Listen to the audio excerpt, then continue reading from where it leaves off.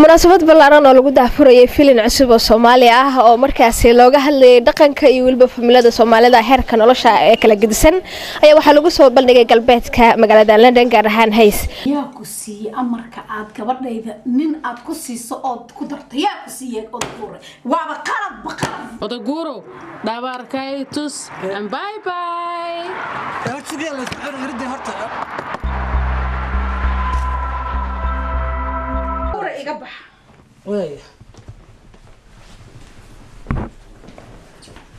aragtidaada ka waran filimka maadaama aad actorka filimka la jamiila horta aad baad u mahadsan tahay adiga iyo bahda telefishinka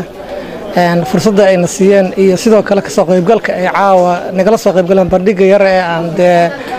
aan filimkan amba aragtidan guud ee aan ka sameynay dadka Soomaaliyeed ee ku nool qurbaha gaar ahaan UK iyo wadamada Yurubta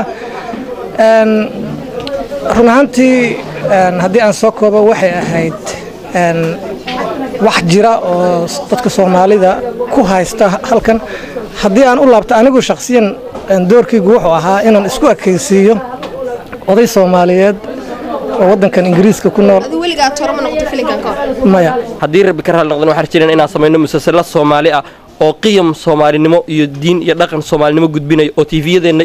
iyo dadkeenu ay ku haqabeelaan ku entertainment u noqoto ku madadaashaan ku raaxaystaan dhaqan iyo diin ay ka bartaan isoo xasuusi marka shalay maxad tarmuud iyo aan fiirsan jirnay aflaanta filmaanta ina Google dhig u noqon doontiin ayaan rajaynayaa 99% waa la dhacay aad horta waa u qurux badnaa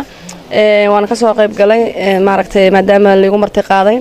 وانا في عين إن شاء الله مستقبل كمارتي وحياة بدن سيدا مجاجيلو مارتي مسلسل وكله مدام سيدو هداي ولكن على أريري وحاجة مسلسل بدن أو أجنبي إسكال أو لغو ترجمة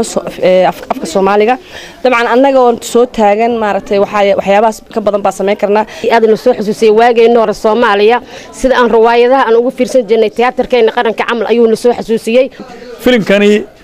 waxa weeye waa filim runtii qisooyin badan leh gaar ahaan wuxuu quseeyaa qurbaha dadka ku nool oo ma garanaysa wadankooda ka soo barakacay filimkaasi Marir Jacayl ayaa wuxuu ahaa filim cajiib oo intii daawatay si aad ay uga heleen isla markaana ay ku baaqeen in filmaan midkaas la mid ah iyo waliba kuwa kale oo kuwaas xiga in la soo bandhigo Jamila Garow University TV West London